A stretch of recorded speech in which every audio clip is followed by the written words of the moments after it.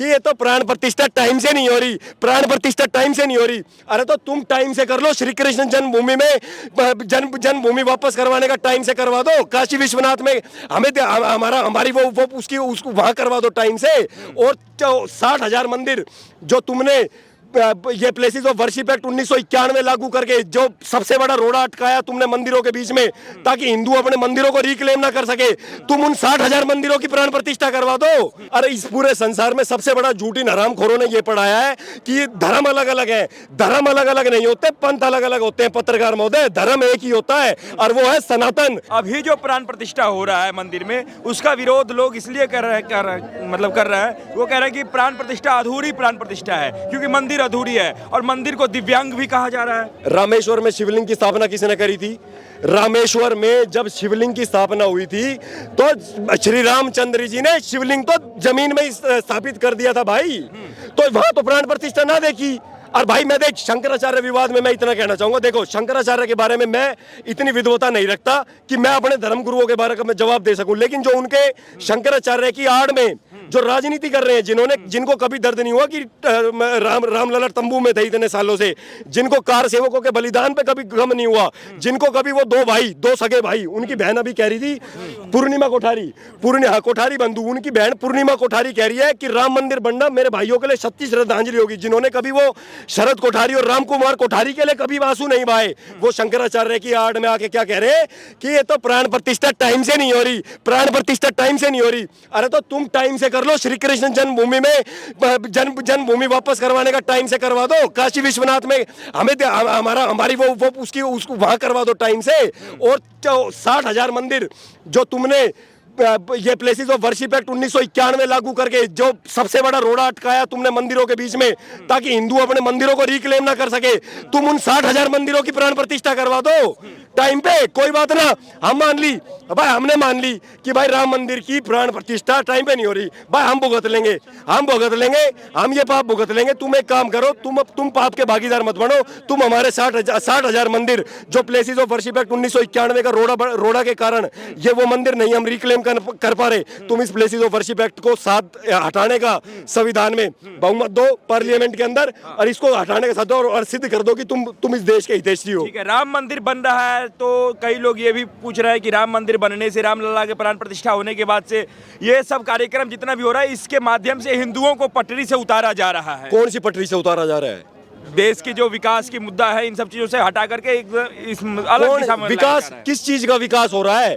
पिछले 75 साल में एक विशेष समुदाय की जनसंख्या का विकास होने के अलावा हुआ क्या है? विकास का मतलब क्या है, मेरे को ये बताओ ना आप। विकास हुआ क्या है? कितनी जनसंख्या थी भारत की 1947 में? कितनी जनसंख्या थी? 34 करोड़। 34 करोड़ में से 32 करोड़ एक वर्ग था जिसमें हिंदू, पारसी, जैन ये सारे थे, हमारे सिख भाई से लेके सारे थे। वो समुदाय 3 गुना बढ़ता है 2014 तक के आंकड़े बता रहा हूँ, जब तक इनकी सरकार थी। और जो दूसरा समुदाय है जो मात्र 2 करोड़ था, वो विशेष समुदाय आज सरकारी आंकड़ों में 25 करोड़ है, और वैसे अगर आप काउंट करो तो 35 करोड़ है। इसका जवाब सिर्फ ये विकास हुआ है 65 साल से। कौन सा विकास की बात कर रहे हो? और जो भी विकास ना दिख रहा आपने, ठीक है, हमें दिख रहा है, लेकिन जो भी विकास करना है या फिर नहीं करना है, ये सारा काम प्रधानमंत्री का है। अगर यदि आप प्रधानमंत्री है तो आपका काम है विकास करना, ना कि मंदिर बनवाना, ना कि कॉरिडोर बनवाना, ना कि बाकी का सारा काम करना। पत्रकार महोदय देखो, मैं आपकी बात पे एक बात बताता हूँ। देखो श्री राम को देखो हम लोग क्यों पूजते हैं, मैं आपको बताता हूँ। श्री राम को भगवान इसलिए कहा जाता है क्योंकि श्री राम का से ज्यादा बड़ा प्रकृति का रक्षक इस संसार में कोई दूसरा नहीं था, जिन्होंने प्रकृति को सुरक्षित करने के लिए हर वो काम किए। देखो जब वो सुग्रीव से मिले तो उन्होंने क्या कहा आपको पता है? आपको मैं संवाद सुना देता हूँ आपके माध्यम से। आज जब बच्चा राम मंदिर में आएगा, राम मंदिर में इतिहास पढ़ेगा, महर्षि वो पाखंडियों की रामायण नहीं पढ़ेगा जो 300 वर्जन पूरे संसार में उल जलूल तरीके के प्रकरण संस्करण तुमने तैयार कर रखे हैं। यहाँ आके वो महर्षि वाल्मीकि जी की रामायण पढ़ेगा, और साउथ में हमारे वो क्या नाम था उनका, मैं नहीं उनका क्या, मेरे दिमाग से उनका नाम निकला, तमिल में लिखी हुई है, कंब रामायण, कंब ऋषि की रामायण पढ़ेगा यहाँ के। जब उसे मालूम चलेगा कि श्री राम कौन थे। जब श्री राम का सुग्रीव से संवाद होता है, जब माता जानकी का हरण हो जाता है, तो श्री राम को सुग्रीव मिलते हैं। जब सुग्रीव से संवाद के बाद सुग्रीव कहता है कि श्री राम जी, मुझे ऐसा लगता है कि इस एरिया में जो दूसरों की स्त्रियों को हरण करता है, जो नशे का व्यापार करता है, जो वैश्यावृत्ति करवाता है, वो सिर्फ एकमात्र सबसे बड़ा रावण है। और उसके बाद जब श्री राम उसको जवाब में कहते हैं तो उसका अंत मैं सुनिश्चित करता हूं कि उसका अंत मेरे से होगा। फिर वो कहता है कि यही काम मेरे राज्य के अंदर मेरा सगा भाई बाली करवाता है, तो वो कहता है तो बाली का भी सर्वनाश मेरे द्वारा होगा और मेरी हेल्प से होगा। और उसके बाद श्री राम ने वैश्यावृत्ति पूरे संसार में से वैश्यावृत्ति, जो रावण और सुग्रीव वैश्यावृत्ति करवाते थे, जो नशे का व्यापार करते थे, जो अवैध धंधे करते थे, वो सब बंद करवाए। आज पूरे संसार के अंदर अवैध धंधे चल रहे हैं। प्रोस्टिट्यूशन का सबसे बड़ा रैकेट है। जिस देश के अंदर राम राज्य की स्थापना होने जा रही है, वहां हमारी बहन बेटियों को वैश्यावृत्ति क्यों करनी पड़ रही है, ये सवाल उठता है। तो इस सवाल का जवाब सिर्फ राम राज्य दे सकता है। तो इसलिए हमें राम की अब लग रहा है कि राम राज्य की जरूरत है, इसके लिए जरूरत है। हाँ बिल्कुल आ गया भाई, जब राम को पढ़ोगे जब तो आपकी विचारधारा बदलेगी। अब लग रहा है कि राम राज्य आने के बाद से ये जो ठगैती चल रही है, इतने जो दुराचार हो रहा है, इतने जो अत्याचार हो रहे हैं, इतना जो तरह तरह के धोखाधड़ी हो रहे हैं, सब बंद हो जाएंगे। बिल्कुल होगा भाई। देख सुन, आपकी इंद्रियां, आप क्या पढ़ते हो, आप क्या सुनते हो और आप क्या देखते हो, इससे आपका विचार बनता है। वो कहावत है ना चाणक्य जी की, जो बोला अच्छा सोचो क्योंकि तुम्हारे विचार बनेंगे तुम्हारी वाणी। बोला अच्छी वाणी रखो क्योंकि तुम्हारी वाणी बनेगी तुम्हारा कर्म। बोला अच्छे कर्म रखो क्योंकि तुम्हारा कर्म से निर्धारित होगा तुम्हारा भाग्य, और बोला भाग्य से निर्धारित होगे तुम्हारी जिंदगी और तुम्हारा चरित्र। बोला तो तुम अब कैसे विचार तुम्हारे अंदर आते हैं, ये सबसे इंपॉर्टेंट चीज है। एक आखिरी सवाल है हिंदू राष्ट्र को लेकर के, राम को तो आपके मन में जो विचार आएंगे, ये बात बताइए कि लोग कह रहे हैं कि राम मंदिर जो है हिंदू राष्ट्र का एक नींव रखा गया है, तो क्या अब लग रहा है 2024 में जो है सो हिंदू राष्ट्र भी घोषित हो जाएगा देश? जी बिल्कुल होगा, जी बिल्कुल होगा, बिल्कुल सुनिश्चित। देखो जी, ऐसा है, ये धर्म, संस्कृति और सभ्यता ये किसी देश की नहीं बदलती, ना ही कोई बदल सकता, ठीक है। लेकिन कुछ लोगों ने, विधर्मियों ने अलग अलग जगह जाके अपना संख्या बल बढ़ा के और विधर्म करके उन्होंने वहाँ डेमोग्राफिक चेंजेस करके उन कंट्रीज पर अधिकार कर लिया। भारत में भी जो लोग रह रहे हैं, हमें किसी से कोई दिक्कत नहीं है। चाहे हमारे देश में पारसियों को हमने शरण दी, यहूदियों को हमने शरण दी। और आपको जानकारी के लिए बता दूं, सबसे पहले मंदिर भी यहूदियों ने तोड़ा था, ये भी आपको जानकारी के लिए बता दूं। ये भी हमें आज तक नहीं बताया गया कि श्री राम का मंदिर सबसे पहले किसी ने तोड़ा था। कालखंड में, पुराने कालखंड में जब मंदिर टूटा तो सबसे पहला यहूदियों ने तोड़ा था। तो हमने हम हमारे देश में हर कोई शरण ले, कोई दिक्कत नहीं हमें, लेकिन सभ्यता और संस्कृति के साथ खिलवाड़ ना हो। इस देश की सभ्यता में राम है तो राम में होना चाहिए देश, और राम के आदर्श यहाँ पालन होंगे, चाहे फिर वो कोई भी हो। अगर कोई नहीं पालन करता तो उसको जो कड़े से कड़ा प्रतिक्रिया हम चाहते हैं देना, भाई वो हम देंगे। और हम सुनिश्चित जरूरी है, बिल्कुल जरूरी है भाई। या फिर ऐसे ही चुनावी एजेंडा के तहत जो है सो इसको उछाला जा रहा है? भाई हिंदू राष्ट्र, हिंद नाम में हिंद है यार। आप देखो ना, सिंध से हिंद, आपकी सारा का सारा सब कुछ हिंदू। सेकुलर इंडिया जब था, आजादी के बाद से अभी तक सेकुलर इंडिया रहा है, सेकुलर इंडिया चांद तक पहुंच गया, तो फिर हिंदू राष्ट्र की जरूरत क्या है? क्या सेकुलर इंडिया से फिर हम जो है सो उसके बाद हिंदू राष्ट्र पूछना चाहता है? मैं जवाब देना चाहता हूँ आपको। हिंदू एक कल्चर, आप हिंदू एक कल्चर है। हाँ। हिंदू ही है जिसने सभी को यहाँ पे रखा हुआ है। अगर हिंदू ना होता, दूसरे ज्यादा होते तो हिंदू नजर नहीं आता यहाँ पे। ये मैं आपको गारंटी के साथ कहता हूं। अभी जो सेकुलर इंडिया है उससे दिक्कत है। देखो सेकुलर इंडिया में कश्मीर भी था ना, कश्मीर भी आपके सामने था, वहां से कितना हिंदू भाग गया, कितना आपके सामने भाग गया। आज कश्मीर में 1% हिंदू नहीं है, जहाँ 25। संविधान कौन बदलेगा? संविधान में लिखा हुआ है सर जी। संविधान कौन सा संविधान? जब भागे थे वो संविधान कहाँ गया था? आज आपको संविधान की बातें नजर आ रही हैं, तब कहाँ था संविधान? जब एक रात में 10 लाख कश्मीरी पंडित भागे थे, वही संविधान है जो आप बोल रहे हैं। सर जी वो संविधान नहीं है। संविधान अब बनेगा जो राम राज्य की तरफ आपको नजर आ रहा है। आप यहाँ पे देख रहे हैं भगवाधारी भगवे झंडे नजर आ रहे हैं यहाँ पर। तो संविधान भी बदलेगा राम राज्य? संविधान तो नहीं बदलेगा। हिंदू कभी किसी का संविधान नहीं बदलता, हिंदू किसी का संविधान नहीं बदलता। जो हिंदू है ना, हिंदू सभी को अपने घर में बिठा के चाय पिलाने वाला है। हिंदू किसी के धोखा नहीं करता।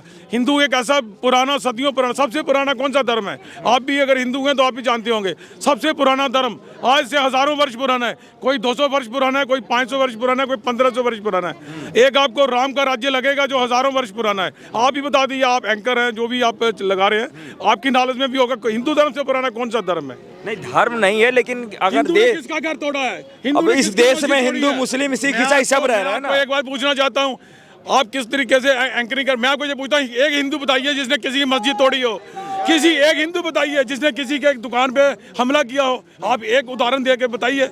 हिंदू इतना सहनशीलता है, हिंदू ने कभी किसी के साथ कुछ नहीं कहा। जम्मू से लेके कन्याकुमारी तक आप एक हिंदू बता दीजिए जो किसी की दुकान में घुसता हो। हम वो तो कह ही नहीं रहे कि आपने किसी का घर तोड़ा अरे है। हिंदू जितनी देर हिंदुस्तान में है किसी को घबराने की कोई जरूरत नहीं। हिंदू किसी के लिए कुछ भी बुरा नहीं सोचता। ये बात आप सभी को समझाइए। आपने एक चैनल रखा हुआ है, आपका जो प्रथम वचन बनता है आप लोगों को समझाइए। हिंदू हुए मोहल्ले में एक मुसलमान रह सकता है, आप 100 मुस्लिम जहाँ रहते हैं वहाँ 4 हिंदू नहीं रह सकते। आप आपके सामने आपको नहीं यकीन हो, आप मुझे अपना व्हाट्सएप नंबर दिए, मेरे साथ चलिए, मैं आपको अभी बताता हूँ। ठीक है। मेरे मोहल्ले में 2 घर हैं, शांति से वो रहते हैं। हमने कभी किसी को कभी कुछ नहीं कहा, प्यार से रहते हैं, सब रहते हैं। हमने किसी के साथ कोई झगड़ा नहीं किया, कोई भी नहीं करता। पर उनके मोहल्ले में एक घर भी रहना बहुत मुश्किल हो जाता है। आपने कहा कि नेता जो है वो साधु संत बन रहे हैं और साधु संत नेता बन रहे हैं। तो मैं आपको जानकारी के लिए बता देता हूं, पत्रकार महोदय, आचार्य चाणक्य कहा जाता है। जिस टाइम आचार्य चाणक्य ने चंद्रगुप्त मौर्य को तैयार किया था उस टाइम विश्व में 70% भारत का कब्जा था और वो आचार्य चाणक्य पूरा धर्म का ज्ञान रखते थे। ये भारत देश है जहां सदियों से, जहां हजारों सालों से नहीं लाखों सालों से यहाँ पे जिन्होंने राज किया है वो धर्म सत्ताओं ने राज किया है। राज सत्ताएं जो थी वो हमें सदैव धर्म सत्ता के नीचे रही हैं। तो अगर आज ये दोबारा इस नीति को दोबारा लागू किया जा रहा है तो किसी के पेट में दर्द नहीं होना चाहिए। नहीं, दर्द इसलिए लोगों को हो रहा है कि पहले सिर्फ नरेंद्र मोदी विकास की बात करते थे। आप उनके पहले के भाषण उठा लीजिए, अब जो है सिर्फ कहते हैं विरासत बचाओ और विरासत करते रहते हैं। तो लोग ये पूछना चाह रहे हैं कि विरासत जो है अब विकास से आगे निकल चुका है, क्या उससे जनता का भलाई होगा? आप मुझे एक बात बताइए, विरासत की बात करते हो आप मुझे सिर्फ इतना बताइए कि क्या अपने पूर्वजों के इतिहास से आने वाली जनरेशन सीखती है या नहीं? मैं आपसे पूछता हूँ ये सवाल, सीखती है ना? तो अगर मेरे आदर्श श्री राम हैं तो उनका जीवन चरित्र जब मेरे पूर्वजों के बारे में मैं पढ़ूंगा और उनका जीवन चरित्र जब मैं पढ़ूंगा तो मैं उनसे सीख लूंगा ना। तो इन लोगों ने जब इनकी सरकार थी तो इन लोगों ने किताबों के अंदर क्या पढ़ाया? पत्रकार महोदय, आपको जानकारी के लिए बता देता हूँ, शायद जानकारी नहीं होगी आपके चैनल के माध्यम से। भाई, हमारी आवाज कोई राष्ट्रवादी पत्रकार चैनल उठाता है तो हम चाहते हैं जो हम अध्ययन करते हैं वो इनके माध्यम से आप तक पहुंचाएं। तो ये आपका कर्तव्य बनता है कि वीडियो को ज्यादा से ज्यादा शेयर करना।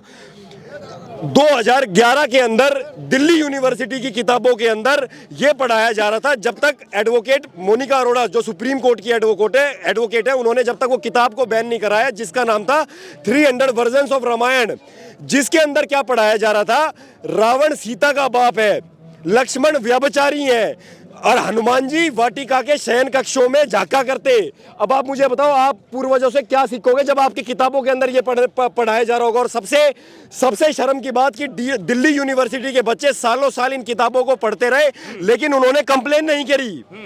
उसके बाद जब एक एडवोकेट इसको बंद करवाती है, जब जाके 2011 के अंदर सुप्रीम कोर्ट से ये कहा जाता है कि भगवाकरण किया जा रहा है देश का, सेफरनाइजेशन किया जा रहा है देश का, सेफरन टेरर है। मतलब अगर तुम रावण को सीता का बाप पढ़ाओगे तो सेफरनाइजेशन नहीं हो रहा, तो नेशनलिस्ट हो, तुम अपने आप को नेशनलिस्ट डिक्लेयर करते हो। अगर हम मंदिर बनाने का काम करते हैं 500 साल बाद, असंख्य कार सेवकों के बलिदान देने के बाद, माताओं के सिंदूर उजड़ गए, बहनों का भाई बिछड़ गया, किसी का बेटा मर गया, और उसके बाद जब संघर्षों से ये राम मंदिर तैयार होता है बनके, तो तुम्हारे पेट में दर्द होता है।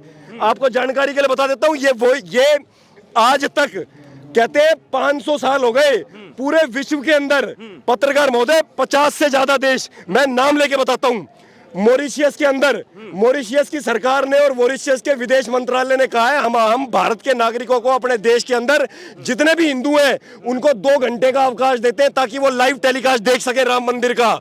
मलेशिया की गवर्नमेंट डिक्लेयर करती है नेशनल हॉलीडे। पेरिस के अंदर रथ यात्रा निकाली जा रही है। युगांडा, केनिया, तंजानिया, आपका म्यांमार, सब पूरे के पूरे 50 देश है। इंडोनेशिया, थाईलैंड, दक्षिण अफ्रीका, युगांडा जैसे देश, 50 से ज्यादा देशों के अंदर रथ यात्राएं निकल रही हैं, कार और पैदल ध्वज यात्राएं निकल रही हैं। और भारत देश के अंदर क्या हो रहा है? भारत देश के अंदर 4 दिन पहले, 22 तारीख से 4 दिन पहले PIL दर्ज हो रही है कि राम मंदिर के प्राण प्रतिष्ठान को रुकवा दो, और आप कह रहे हो कि ये साधु बनाया जा रहा है, ये हो रहा है, वो हो रहा है। एक बात बताइए, जब राम मंदिर बन गया है, अब जाकर के लोग ये पूछ रहे हैं, जो अयोध्या का माहौल है, जो देश का माहौल है, लोग जो है सो धर्म में एकदम बिल्कुल डुबकी लगा रहे हैं। तो ये देश लोकतांत्रिक देश है और धर्म का इस प्रकार से प्रचार प्रसार होना, अब क्या देश लोकतांत्रिक रहेगा या नहीं रहेगा, क्या देश में लोकतंत्र रहेगा या नहीं रहेगा, या फिर देश जो है एक प्रकार से अब धर्मतंत्र की ओर बढ़ रहा है। लोकतंत्र का मतलब क्या होता है? पहली बात तो मैं बता देता हूं, लोकतंत्र का मतलब धर्म से नहीं है। लोकतंत्र का मतलब है, लोकतंत्र मतलब जनता का राज, जनता का राज। और जनता, और इस पूरे संसार में सबसे बड़ा झूठी हरामखोरों ने यह पढ़ाया है कि धर्म अलग अलग है। धर्म अलग अलग नहीं होते, पंथ अलग अलग होते हैं। पत्रकार महोदय, धर्म एक ही होता है और वो है सनातन, और वही शाश्वत सत्य, आदि से अंत तक वही रहेगा, कोई नहीं रहेगा। इन्होंने झूठ पढ़ाया। दिल्ली हाई कोर्ट के अंदर याचिका दर्ज है, जिस याचिका में यह कहा गया है कि हमें, जब हम कोई फॉर्म भरते हैं या हम पेपर के अंदर अपने सर्टिफिकेट में रिलीजन कॉलम भरते हैं तो हम हिंदू हैं, हमारा रिलीजन से कोई मतलब नहीं है। रिलीजन अंग्रेजों का शब्द है। जो क्रिश्चियनिटी क्रिश्चियन पंथ मानता है तो वो रिलीजन को मानता है। अगर पंथ होगा तो इस्लामिक पंथ हो सकता है, धर्म सिर्फ एक है। और हम रिलीजन के आगे हिंदू नहीं लिखेंगे, क्योंकि हिंदू पंथ नहीं धर्म है। तो इन्होंने सबसे बड़ा झूठ तो ये पढ़ाया कि रिलीजन, पंथ और धर्म ये तीनों चीज एक है। आपके सवाल का जवाब हो गया, कुछ और तो और तर्क दूं? नहीं नहीं, तर्क की बात नहीं। एक बात बताइए कि अगर यदि लोग पूछ रहे हैं कि इतना विशाल भव्य मंदिर बन गया, इसके जगह पे बिहार से जो मुख्यमंत्री है, अब तो उद्घाटन भी हो गया है, लेकिन वो ये बात कह रहे हैं कि अगर आपको भूख लगेगी तो आप रोटी के लिए जाएंगे या मंदिर जाएंगे, अगर आपको चोट लगेगी, दर्द होगा तो हॉस्पिटल जाएंगे या मंदिर जाएंगे। तो उन लोगों की व्यवस्था होती तो अच्छा होता मंदिर की जगह पे। चारा घोटाला करा जब याद नहीं आया? जो पशुओं का चारा खा गया जो आदमी, उसको जब याद नहीं आया गरीबों की भूख है? तुमने बोफोर्स स्कैम है, तुमने आजादी से लेके सन 47 से लेके 2024 तक देश गर्त में ला दिया। देश की जीडीपी तुमने पूरी डुबा दी। तुमने फौज का, तुमने आम आर्मी का, एयरफोर्स का, नेवी का बजट अदा कर दिया यार। तुमने ना कोई हथियार मंगाया बाहर से। तुमने पूरा का पूरा 1947 से लेकर 2014 तक डिफेंस इक्विपमेंट कितनी आई है, कहां से आई है, आप पता तो करो एक बार। और देश, जिन लोगों ने पशुओं का चारा खाया, जो 5-5 अपराधों में सजा याफ्ता का अपराधी हैं, जो लोग जिनकी जमानत जब्त है, और जो कोर्ट से पैसे के दम पे या सत्ता के दम पे जमानत पे बाहर घूम रहे हैं, वो लोग ऐसी टिप्पणी कर रहे हैं। और मैं पत्रकार महोदय आपको जानकारी के लिए बता दूं, पूरे विश्व के अंदर आज भारत सबसे बड़ी तीसरी इकोनॉमी बनाने की बात हो रही है, आज चौथे नंबर पे है। अब भारत के अंदर आप देखिए कि जो देश चौथी इकोनॉमी से और अब तीसरी इकोनॉमी में तब्दील होने जा रहा है आने वाले कुछ सालों के अंदर, जैसा मोदी जी ने बताया है, वो देश 2014 से पहले अपने देश की मिलिट्री के जो इक्विपमेंट थे, डिफेंस इक्विपमेंट जिनको हम बोलते हैं, वो 90% बाहर से खरीद रहा था। अब आप मेरे को एक बात बताओ, क्या मेरी किसी देश से लड़ाई है, क्या मुझे वो अपने उन्नत किस्म के वायुयान देगा? भाई कोई भी भाई यहाँ है तो आप मेरे को बताओ, अगर मेरी आपसे लड़ाई है और मैं आपसे ही लड़ने के लिए हथियार खरीद रहा हूँ, तो क्या आप मेरे को सबसे हाईटेक या एडवांस इक्विपमेंट दोगे? नहीं दोगे ना भाई। आप तो चाहोगे मैं हार जाऊं। तो भाई हमने सदा से अमेरिका से, इजराइल से, रशिया से हमने हथियार खरीदे। क्यों खरीदे भाई? इसका जवाब मांगो इनसे। और भाई जो देश आज 142 करोड़ की जनसंख्या वाला देश, बाहर से 90% रक्षा सामग्री बाहर से खरीद रहा है, और इजराइल 90 लाख का देश, मात्र 90 लाख जनसंख्या वाला देश अपनी 95% से ज्यादा रक्षा सामग्री अपने देश में बढ़ाता है। अब आप ये बताओ, सरकार का गलती है नहीं है इसमें? है ना सरकार की गलती। और ये राम मंदिर के ऊपर टिप्पणी उठाते हैं। भाई आप मुझे एक बात बताओ पत्रकार महोदय, राम मंदिर की चर्चा कर लेते हैं, ये चर्चा तो बाद में हो जाएगी। आप राम के बारे में, मैं यूं कह रहा हूं, इन्होंने राम के बारे में कितना पढ़ा है आप मुझे ये बताओ। इन्होंने सिर्फ लड़वाने के लिए, मैं सॉरी माफी चाहूंगा सर, मैं श्री राम के बारे में इन्होंने कितना चढ़ा, हाँ श्री राम के बारे में इन्होंने कितना पढ़ाया। मैं एक छोटे से प्रसंग से जानकारी देना चाहूंगा पत्रकार महोदय। इन्होंने वाल्मीकि रामायण में पढ़ाया कि भाई वाल्मीकि रामायण हटा दी, 300 वर्जन रामायण के लाके रख दिए। जिसने सबसे पहले रामायण लिखी, जो राम को जिसने साक्षात देखा, वो कौन लोग थे? राम को जिसने साक्षात देखा वो महर्षि वाल्मीकि, जो संसार के सबसे बड़े वैज्ञानिक, जो विमान वैज्ञानिक रहे हैं, देवर्षि नारद और एक महर्षि ब्रह्मा ऋषि। अब आप मुझे बताओ, इन तीनों के अलावा राम को किसी ने नहीं देखा, श्री राम को किसी ने नहीं देखा, तो इन्होंने बाकी वर्जन क्यों चला दिए देश के अंदर? भाई कोई भी श्री राम के बारे में कुछ भी लिख के दे देगा, अब हम मान लेंगे। अब ये बात बताओ, अब मुझे बताओ, ये गलती थी कि नहीं थी? दी कि नहीं थी? नहीं, आप सवाल ये भी उठा रहे हैं कि ये जो, फिर इन्होंने क्या करा, फिर मैं बताता हूँ इन्होंने क्या करा। फिर इन्होंने हिंदुओं को हरिजन भाइयों से लड़वाने के लिए इन्होंने कहा श्री राम ने शंभुक वध कर दिया। उस शंभुक वध का वर्णन कहीं नहीं मिलता। आज अमेरिका के अंदर अमेरिका का वैज्ञानिक है, नाम लिख लेना भाई कॉपी में, जिसका नाम है डेविड हैचर चिल्ड्रेस। डेविड हैचर चिल्ड्रेस वो वैज्ञानिक है जिसने श्री राम पे रिसर्च करी, और वो कहता है कि सेलोन से मानसरोवर तक श्री राम एक उन्नत किस्म के वायुयान से आते थे जिसकी चमक सूरज के जैसी होती थी, इतना चमकता था वो वायुयान। और वो वायुयान का वर्णन वाल्मीकि रामायण में नहीं है, हमारी रामायण को किसी ने एडिट किया, वाल्मीकि जी की रामायण में से कौन निकाल के ले गया ये प्रसंग? भाई इसका सवाल तुमने अमेरिका से आज तक सवाल उठाया कि ऐसा क्यों हुआ? महाभारत के द्रोण पर्व में कहा जाता है, उसके ये भी उसी की रिसर्च बता रहा हूँ भाई साहब, अमेरिका के वैज्ञानिक की, वो कहता है भीम के पास एक उड़न तस्तरी जैसा विमान था। वो महर्षि वेदव्यास जी की महाभारत के अंदर ये प्रसंग गायब है। अब आप मुझे बताओ ये किसकी गलती है भाई?